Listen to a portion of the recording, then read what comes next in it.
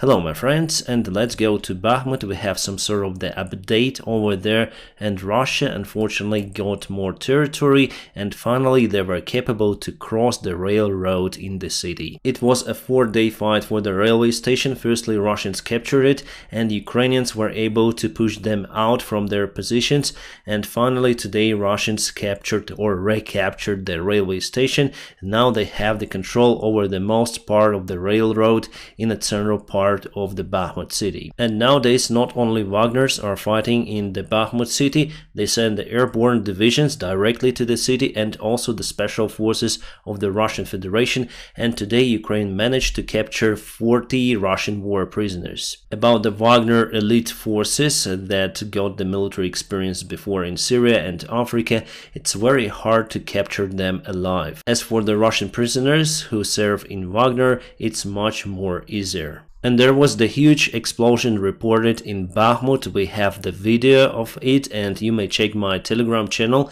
in the video description just below, where I can post all of the videos that I cannot upload on YouTube because of the platform policy. So I use it as my alternate resource if something goes wrong with my YouTube channel. So you may always find me on my Telegram. And my friends on Telegram helped me to find out the place. So this is the building with the blue roof and 3 identical buildings. Those are 9-story buildings. And also we have the city on the background. So on the map you can see 3 identical buildings and the building with the blue roof. So I guess it was filmed by the Russian side because we have their marks on the video, and it's the mirror looking footage. I guess it was filmed from this direction, directly on this building with the blue roof. Why do I think like that? Because you have the city in the front, and the only way how you can take it in the front is filming from this side on the north part. So the explosion happened somewhere in this area. Probably this bridge was eliminated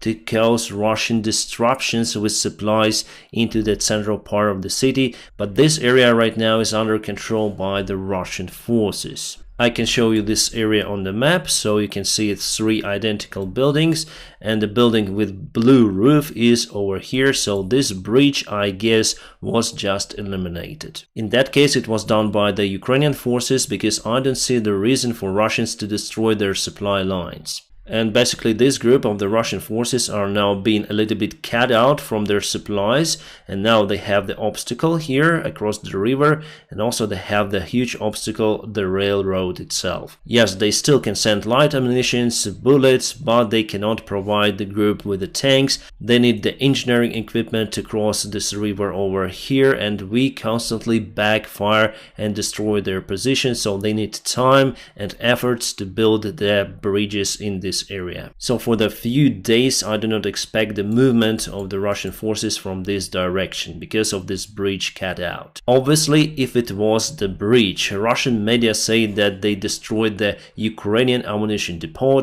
and Ukrainian side say that they destroyed the ammunition depot of the Russian forces, but based on the satellite image and the actual video of explosion, I think it was the bridge in this area. And the great thing for Ukrainian army is that we still keep Crimea under our control, and the very important intersection over here and over here. Yes, nowadays it's more difficult to provide supplies for the Bakhmut city, but it's not impossible. And this is the tactical map of the military land resource. You can see it's a little bit different compared to the deep state. I trust deep state more because they base their map on the eyewitnesses and the people who are really on the front lines, civilians or military. So we know that Russia took this part, this bridge was probably destroyed, and also they took this part, including the railway station over here. And they're very close to the military base territory, which is actually the big park with some of the buildings, and from that base they may go across the city with several vectors of their attacks. So it's very important not to let them into that military base, but finally they will take control over it. As you can see, there is the sign of the fighting very close to Crimea, and Russia is still not able to penetrate the Ukrainian built defense lines. And Prygozhyn, the leader of Wagner, gave quite a long interview about the perspectives of the Wagner group in the Bakhmut city. He says that finally they will manage to take the city. Well, probably they will be able to make this happen, but for what cost? He says that Ukraine continue to reinforce the brigades and battalions which are fighting in the city with new weaponry, new soldiers, so it's not an easy walk for the Wagner forces. And remember the fight for Kherson, then Russia left the city and surrounding area in just one night. 20,000 soldiers in just few hours crossed the Dnieper river and blown up all of the bridges, basically running away for their lives. Here Ukraine resists very hard. Ukrainian army digged into the ground, and for Russia it takes many months with the best their forces to gain some of the ground of the Bakhmut city. And yes, they're taking it, but in a way that soon we're gonna speak about the end of the Wagner forces. They were exhausted in Soledar, and from what we can see, there will be not much left from the Wagner forces if they take the Bakhmut city. Even now they cannot complete their tasks and ask for the help from the regular Russian elite forces and airborne divisions. And from, let's say, not confirmed resources, I got the information that Ukrainian army got the order to withdraw from the Bakhmut city because of the severe losses, and now we are doing it. But as I said to you, it will not happen as for Russia in Kherson. We're not gonna leave the Bakhmut city in a few hours. No, it will take many weeks for Ukrainian forces to leave their city. We are doing it much more controllable, covering the flanks and avoiding the encirclement of the Ukrainian army. Plus, we are breaking the Russian army in Bakhmut, and they cannot send their resources to other points of the front lines. So here we have the Russian regular army on the south as well, and also in Bakhmut, mostly, yes, the private Wagner army, but also accompanied with the Russian regular forces nowadays. I know it because today Ukrainian soldiers posted the video how they captured some of their Russian prisoners, and they were from the regular Russian army, not Wagners. So definitely Russia stack on the north, they stack on the south, and the only place where they move more or less successfully is into the city itself, in the central part of it. And also they try to move to Kharkiv, and the only supply line that goes to the city, but there's no success for their army. About Avdiivka, the same picture, so they stack over here, they stack in the south, and on the north there is no any attack vector. Before, Wagners were sent to reinforce the regular Russian army in Avdiivka with their elite forces, but now they were sent back with the reinforcements from the regular Russian army. I think that Russian military command is really in lack of competence, because they have two of the major hotspots nowadays, Bakhmut and Avdiivka, and they cannot concentrate in achieving the single task. They've split their forces and now stack in both of the directions. In Bakhmut they're more successful, but not really too much. And let's go to Luhansk Oblast, Bilohorivka, that was taken by Ukrainian forces finally. And it is the update, don't be scared, Russia is not on a massive offensive over there, it's just the map update for a long time in this area. It was described by the deep state map. So again, Russians day by day were taking those fields under their control, but because there are not many civilians or Ukrainian forces were not posting the pictures, we were in lack of information of what exactly is happening in that particular area. Now we have the information because someone posted something on the social media, maybe from this small village. And those were the only changes on the front lines, but unfortunately, according to some intelligence services, for example from Estonia, we got the information that Russia collects more people, more soldiers from their mandatory service, the young Russian men, and after mandatory service they were proposed to join the contract Russian army, and there is no basically option for them to refuse, so they may send new soldiers to the front lines